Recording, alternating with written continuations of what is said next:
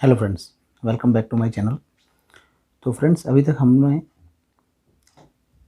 Uniform cross section area के सारे conditions को यानी कि सिंगल फोर्स या फिर मल्टीपल फोर्स दोनों को सॉल्व करके हमने देखा है। और पिछले वीडियो में हमने वेरिंग क्रॉस सेक्शन में सिंगल फोर्स को भी सॉल्व करके देखा है।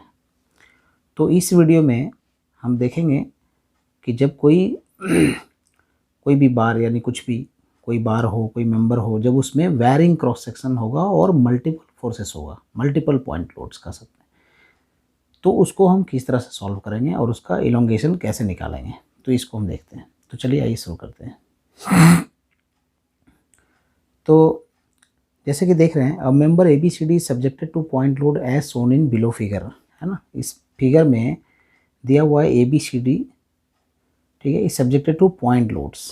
पॉइंट लोड क्या है, जैसे यहाँ पे 10 किलोमीटर है, इस पॉइंट पे बी पे 40 किलोमीटर है, सी पॉइंट पे 50 किलोमीटर है, डी पॉइंट पे 20 किलोमीटर है। तो उसमें बोल रहा है कि take E equal to 200 giga pascal, find the elongation, total elongation.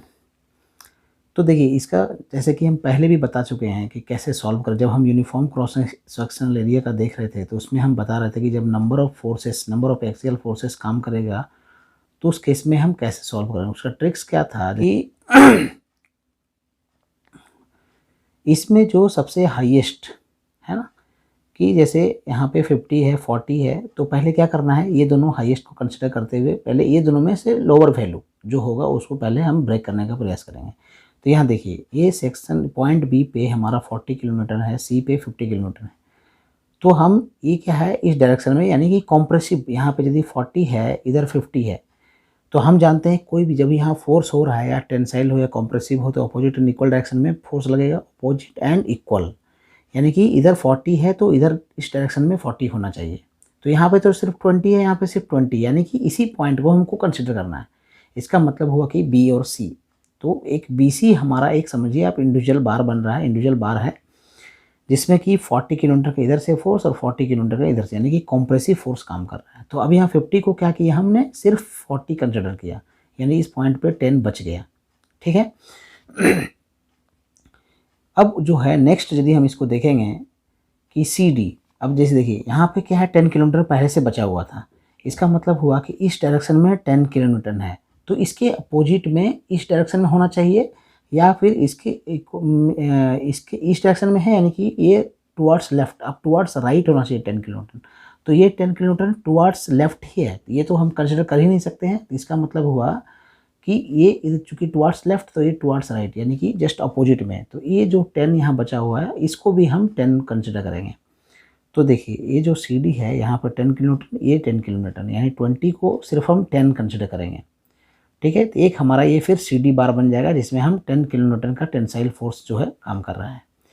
अब देखिए, हम अभी तक बी का टोटल 40 किलोमीटर यूज कर चुके हैं, सी का हम अभी तक यहाँ 14 किलोमीटर और यहाँ पर 10 किलोमीटर, ये भी 50 यूज हो चुका है। डी में अभी तक हम 10 किलोमीटर यूज कर चुके हैं, इसका मतलब डी पे हमारा 10 किलोमीटर बचा हुआ है, और हमारा इधर ए पे 10 किलोमीटर है। इसका मतलब हुआ ए बी सी डी, अब हमको एक लेना है जिसमें से ये ए पॉइंट पे 10 किलोमीटर, इधर से 10 किलोमीटर, यानी कि टोटल अब हम एक कंसिडर करेंगे जिसमें कि क्रॉस सेक्शन एरिया तो डिफरेंट है लेकिन वो सिंगल फोर्स 10 किलोमीटर काम कर रहा है। तो इस तरह से हम इसको जो है सिंप्लीफिकेशन के लिए स्प्लिट कर दिए 3 पार्ट में। अब हम इसको सॉल्व करेंगे तो टोटल इलोंगेशन हम फाइंड आउट कर सकते हैं। तो यदि हम कंसिडर करें कि बी सी में तो इलोंगेशन यदि डेल L1 हो रहा है, इसमें हमारा डेल L2 हो रहा है सी डी में, और ये ए बी सी डी में हमारा डेल L3 हो रहा है। तो यदि हम total del L1 del L2 del L3 को टोटल कर दें तो हमारा जो है वो टोटल इलोंगेशन निकल जाएगा। एक चीज़ और यहाँ समझने वाली बात है कि यहाँ पे देखिए, बी सी में ये कॉम्प्रेसिव फोर्स है, तो कॉम्प्रेसिव का मतलब क्या हुआ कि ये इलोंगेशन इलोंगेट नहीं हो रहा है, वो कॉम्प्रेस हो रहा है, यानी कि सिकुड़ रहा है, यानी कि कम हो रहा है। तो यहाँ पे जो हम 40 किलोमीटर है इसका वैल्यू माइनस में, कॉम्प्रेसिव फोर्स जब भी होता है वो माइनस में हम मानते हैं, तो यानी कि माइनस, इसको ये वैल्यू जो हमारा रहेगा वो माइनस में रहेगा, बाकी प्लस में।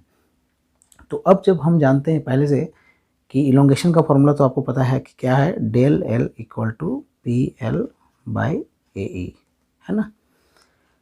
अब यानी कि del L equal to del L1, del L1 यानी कि ये माइनस में, plus del L2 plus del L3। इसको यदि हम सॉल्व कर देते हैं तो हम आराम से निकाल सकते हैं। तो चलिए अब एक एक पॉइंट को लेते हैं। तो पहले डेल L1 है ना, तो डेल L1 क्या हो जाएगा,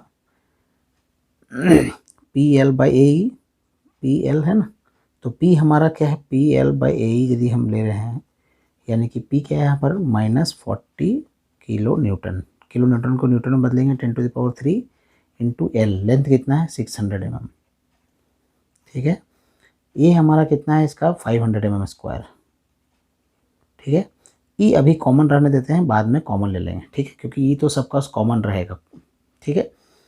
अब जो है उसी तरह से डेल L2 निकाल लीजिए, तो क्या है यहाँ भी वैसे ही PL/AE हो गया, यानी कि क्या हो जाएगा किसके लिए, CD के लिए। ये हमारा डेल L1 BC के लिए था, अभी ये CD के लिए। तो क्या हो जाएगा, हमारा फोर्स वहाँ पर 10 है, 10 × 10⁻³ इंटू L, L यहाँ पर क्या है 200 mm,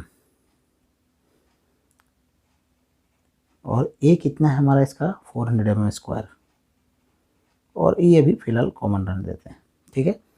next del L3, PL/AE यानी कि सेम, तो इसका कितना हो जाएगा। अब देखिए यहाँ पे समझने वाली बात क्या है, यहाँ पे जो है टोटल, यानी कि इसमें 1 2 3 सेक्शन, जैसा हम पहले पढ़ चुके हैं कि इसमें हम क्या है, जैसे PL/AE हुआ, PL/AE, लेकिन P तो हमारा कॉमन है ना, E हमारा कॉमन है, लेकिन L डिफरेंट लेंथ है, यानी 3 अलग अलग सेक्शंस के लिए अलग अलग लेंथ।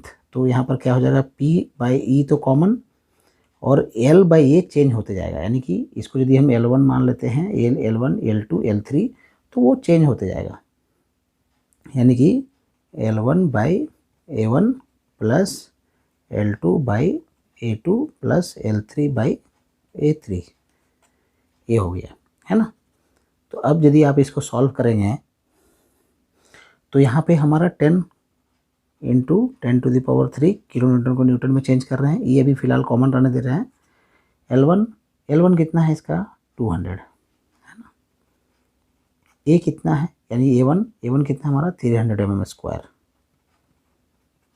प्लस L2 600, और A2 कितना हमारा 500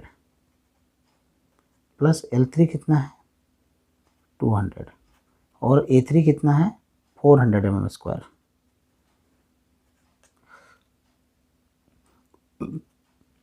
तो क्या हो गया, यानी कि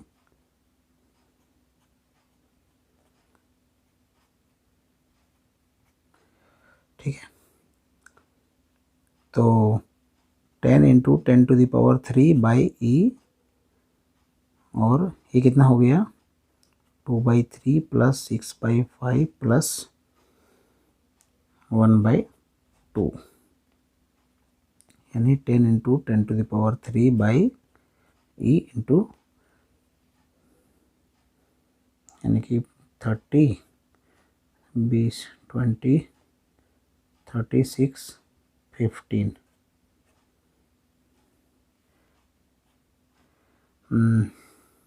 71/30, 10 × 10⁻³ इंटू 71/30, ये हो गया हमारा डेल L3 का वैल्यू।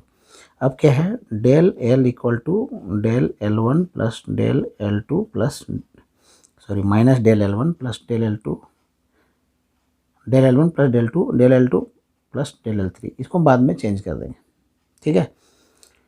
तो क्या हो गया, अभी डेल L1 का वैल्यू हम निकाल चुके हैं इसको, जैसे चूँकि हम यहाँ माइनस ले रहे हैं तो यहाँ माइनस कंसिडर करने का ज़रूरत नहीं है। अभी यहाँ पर देखिए, तो 40 × 10⁻³ जो भी वैल्यू है डाल दीजिए, 40 × 10⁻³ इंटू 600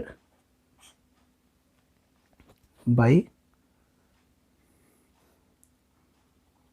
500 इंटू ई, सब ऐसे ही वैल्यू जिस सिंपली बैठा रहे हैं, 10 × 10⁻³ इंटू 200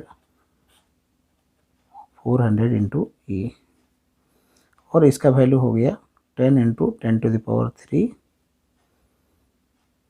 बाई ई इंटू 71/30,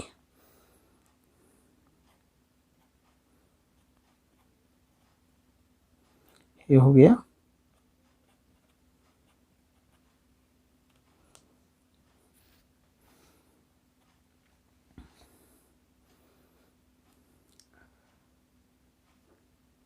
और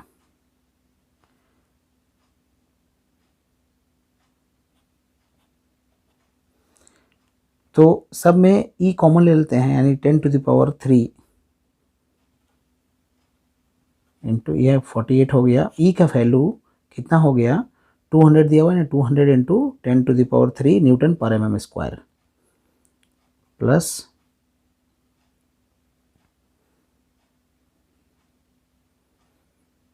ये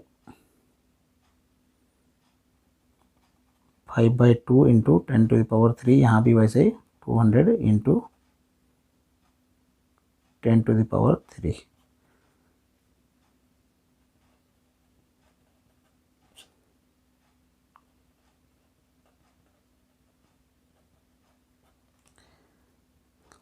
वो एक्चुअली हम लोग बहुत इजीली सॉल्व कर सकते हैं, तो आप चूँकि बेसिकली हम बहुत क्लियर करके एक एक पॉइंट्स को बता रहे हैं, इसलिए इतना सॉल्व कर रहे हैं। तो अब जो है आप आराम से 10⁻³ सब में चला गया, ठीक है। तो टोटल आप जब इसको सॉल्व करेंगे तो नियर अबाउट जो है 0.1 mm इसका वैल्यू आएगा, है ना। तो इसमें ये सॉल्विंग तो बहुत ही आसान है, मेन है ये बस इस टेक्निक को पकड़ना, ठीक है। ये जब समझ में आ जाएगा तो क्लियर हो जाएगा। तो उम्मीद करते हैं फ्रेंड्स क्लियर हो गया होगा आपका doubt. Thank you for watching. मिलते हैं नेक्स्ट वीडियो में।